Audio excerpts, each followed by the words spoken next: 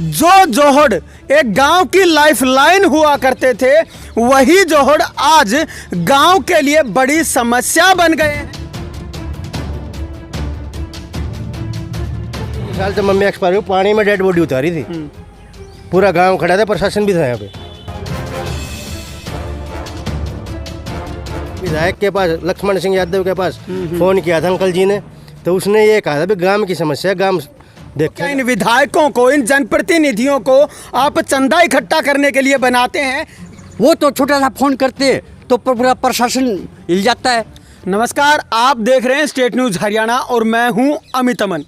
System की नाकामी का सबसे बड़ा उदाहरण यहाँ पे मौजूद है। जो जोहड़ एक गांव की लाइफलाइन हुआ करते थे, वही जोहड़ आज गांव के लिए बड़ी समस्या बन गए हैं।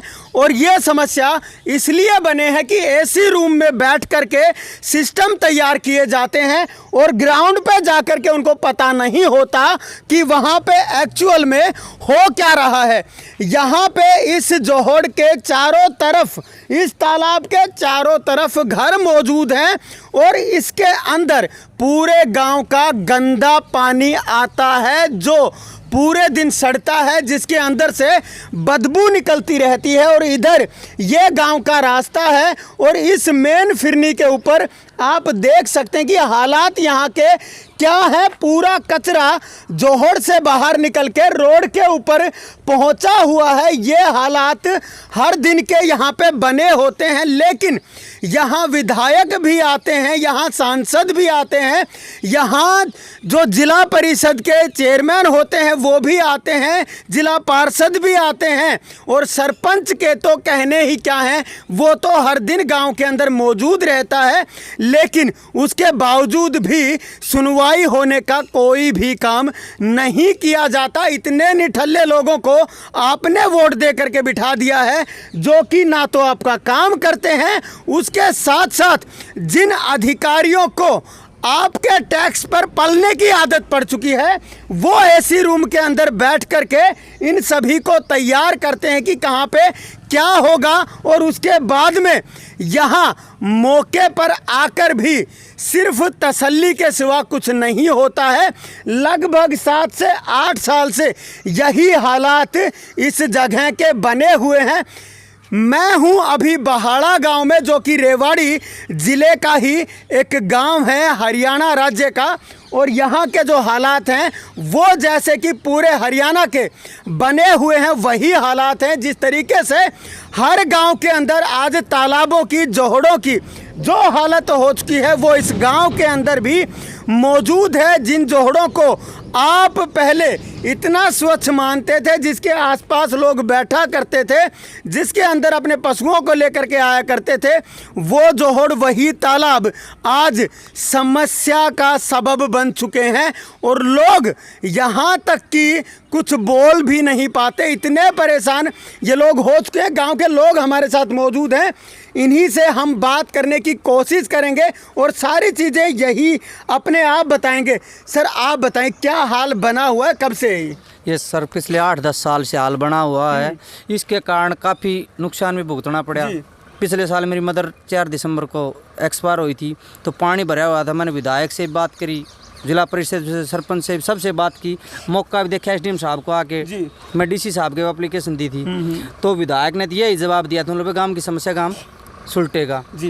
ये 5-10 दिन पहले मैंने बीडीओ साहब को बुलाया था या सेक्रेटरी साहब को बुलाया था, उन्होंने करवाएंगे। इसके बीच में पंप लाइन पाट जाती है, तो मैंने मेरे खर्चे से ही काम करवाया 2-3 बार जी। या मोटर जल गई थी जी 4-5 बार, तो मैंने मेरा खर्चा तो बंधवा दी 4-5 बार। सेक्रेटरी कहता है बिल दे देना, पास करवा दूंगा ना, तो सेक्रेटरी कुछ करता है। दूसरी तरफ आप देख सकते हैं ट्रैक्टर यहाँ से निकलने की कोशिश कर रहा है, तो किस तरीके से मेन फिरनी के ऊपर से ऐसे इन लोगों को निकलना पड़ता है। और आम आदमी जब यहाँ से इसी रोड से पैदल जाता है तो उसके हालात क्या होते होंगे वो आप समझ सकते हैं। गांव में घरों के अंदर छोटे छोटे बच्चे भी रहते हैं, वो कैसे यहाँ पे इस रोड को पार करते होंगे दूसरी तरफ जाने के लिए। जी आगे बताएं।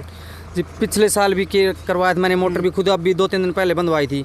कल भी चाचा जी का, परसों चाचा जी का लड़का एक्सपायर हो गया था, उसके लिए मैंने सेक्रेटरी साहब को फ़ोन किया, मैं भी आके इस बार मौके को देख ले, इसको करवा दे।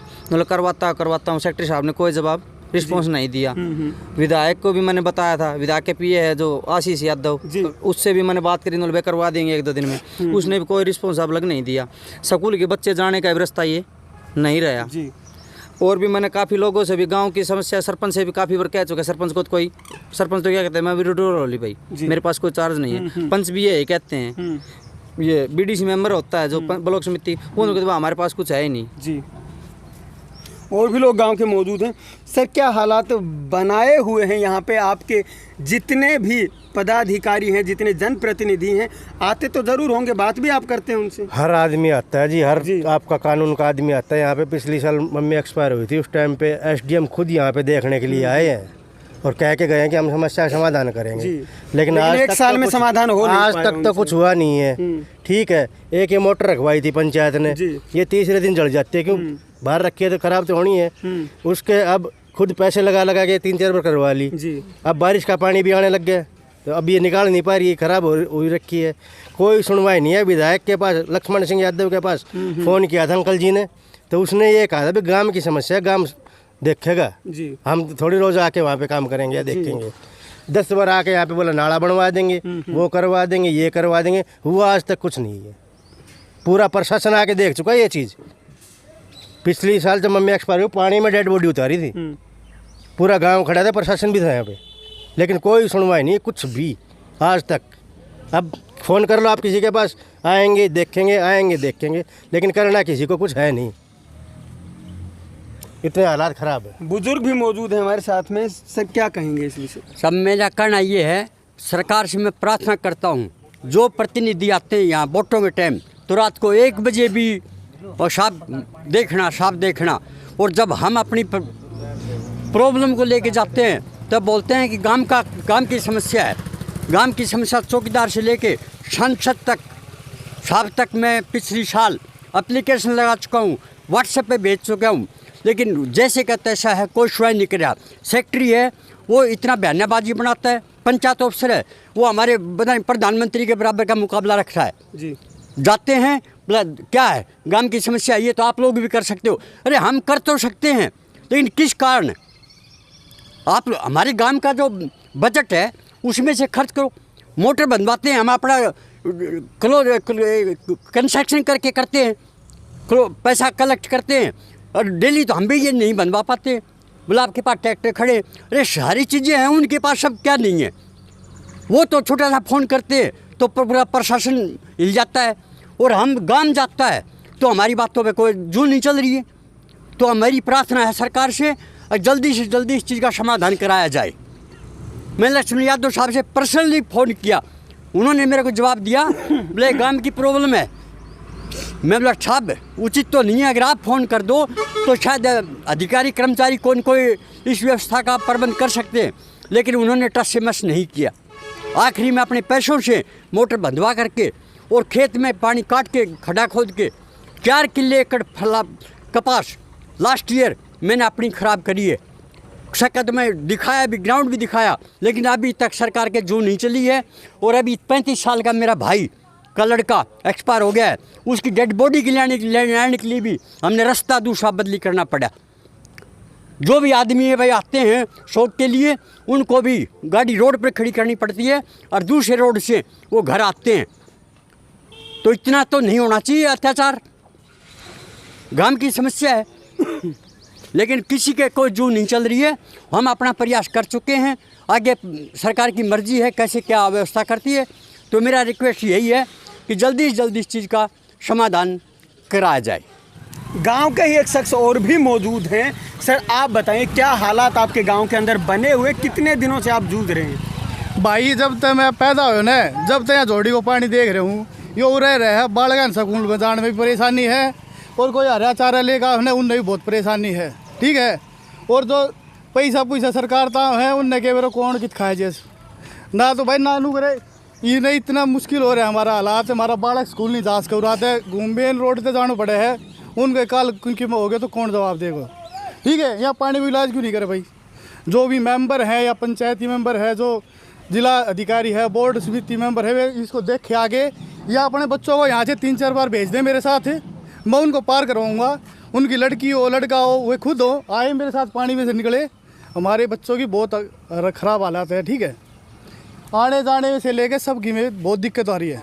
ठीक है जी, और ये ऐसी चाहिए, और इतना गंदा पानी है ये, इनसे फोड़े फुंसी बच्चे अगर जाते हैं या गाँव में आते हैं, पानी वापस आ रहा है नलकों के थ्रू, और उससे फोड़े फुंसी एलर्जी उलर्जी बहुत ज़्यादा बीमारियाँ फैल रही है गाँव में, घरों में। हालात बहुत बुरे हैं। अगर आप चारों तरफ नज़र दौड़ाएंगे तो इसके चारों तरफ आपको घर नज़र आएंगे जो कि दिन प्रतिदिन दिन रात इसी बदबू को, इसी स्मेल को सहन करते हैं और इसी के बीच में रहते हैं। लेकिन जब आप वोट देते हैं तो क्या इन विधायकों को, इन जनप्रतिनिधियों को आप चंदा इकट्ठा करने के लिए बनाते हैं या सर पर बैठकर नाचने के लिए बनाते हैं? ये आपके लिए सबसे बड़ा सवाल है कि ये लोग यहाँ पे बन तो जाते हैं, यहाँ आकर के आपके पैरों में भी गिड़गिड़ाते हैं, उसके बाद वोट भी लेकर के जाते हैं और उसके बाद आपको पहचानने तक से इनकार कर देते हैं। तब बोलते हैं कि क्या ये हमारी समस्या है, इस गांव की समस्या है, गांव खुद निपटे। तो इनको आप किस लिए बैठाते हैं कुर्सी पर? ये सबसे बड़ा सवाल है। और उन विधायकों से, उन जनप्रतिनिधियों से भी ये बहुत बड़ा सवाल है कि क्या आप लोगों को यहाँ पे चंदा इकट्ठा करने के लिए बनाया गया है या लोगों के पैरों में पड़ने के लिए? जिस टाइम पे वोटिंग होती है उस टाइम पे जाकर के आप लोगों के पैरों के अंदर गिड़गिड़ाते हैं और उसके बाद आपको वोट मिल जाती है तो आप उनको पहचानने तक से इनकार कर देते हैं। और उसके बाद जब बात विकास की आती है तो ये विकास का नज़ारा हर जगह पे नज़र आता है, हर गांव के अंदर यही हालात इन तालाबों के हो गए हैं जो पुराने समय में एक गांव के अंदर पूरी लाइफ लाइन माने जाते थे। आज उन्हीं को लाइफ कट करने वाला एक सवाल खड़ा करके बना दिया गया है। तो किस ओर हम जा रहे हैं, कहाँ अपनी संस्कृति को खत्म कर रहे हैं, वो भी एक बड़ा सवाल बनता जा रहा है।